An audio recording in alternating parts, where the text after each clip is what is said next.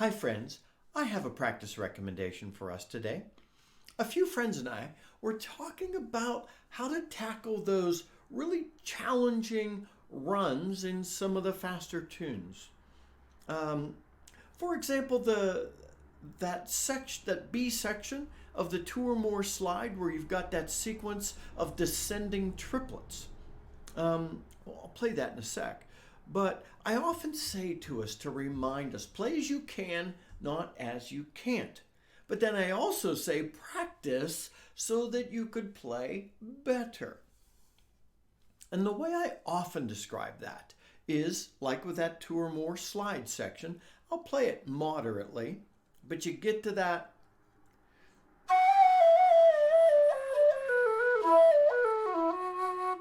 and so often when I say play as you can, not as you can't, and I think it's rightly interpreted, and I honestly mean just slow it down.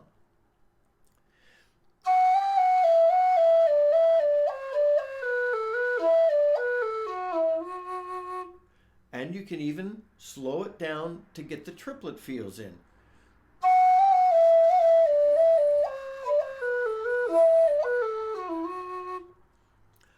There are other things you could do. If you're trying to learn to play at speed, as I've said before, you play it slowly, get comfortable, pick up the speed. Sometimes I would recommend you drop the ornamentation out and just legato, tonguing if you need it, through the passage. Slow it down. Then, when you're comfortable with the slower pace, add the ornamentation back in. Pick up the pace. Drop the ornamentation out if you need to, just to get the notes. Add the ornamentation back in. Get comfortable. Pick up the pace. And then you're able to play it over time at speed. There are a couple other ways to tackle these quick runs. One of the things you could do, like with the two or more slide, is you could play it simply with the first note of a triplet. I'm going to walk into it.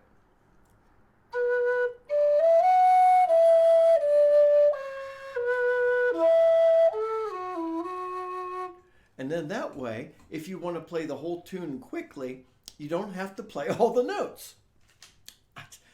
It's not cheating. It's okay. Another way you could do it after you get comfortable with that is to either play the first or the second of a pair. For example, I'm going to play the first of a pair of a triplet.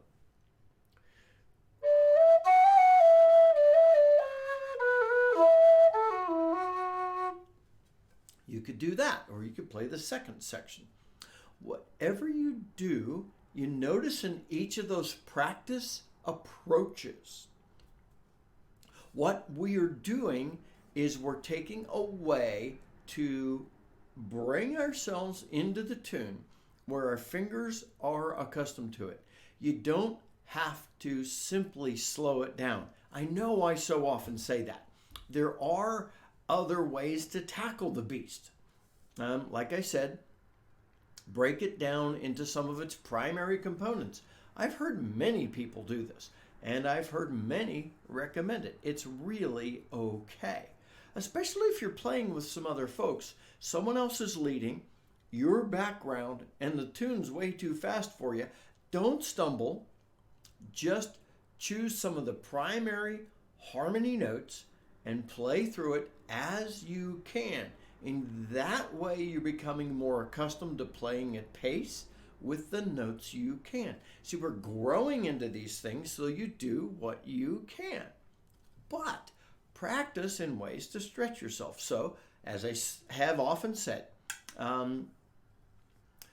slow it down, speed it up, speed it up, speed it up gradually, but also play it at speed and simply play pieces of it. I think that will help as well. And I've not recommended that practice enough. So I wanted to share that with us today. I hope you find that helpful, my friends. A great way for us to challenge some of these faster sections in tunes where we're not exactly sure how to get our fingers working quickly enough. Until then, you could just play some of the primary notes or slow it down, especially if you're playing by yourself. Happy low D whistling. Keep practicing. Keep finding things to play. And we'll share more in a couple of days. Until then, this is Scott Shade. Happy low D whistling, my friends.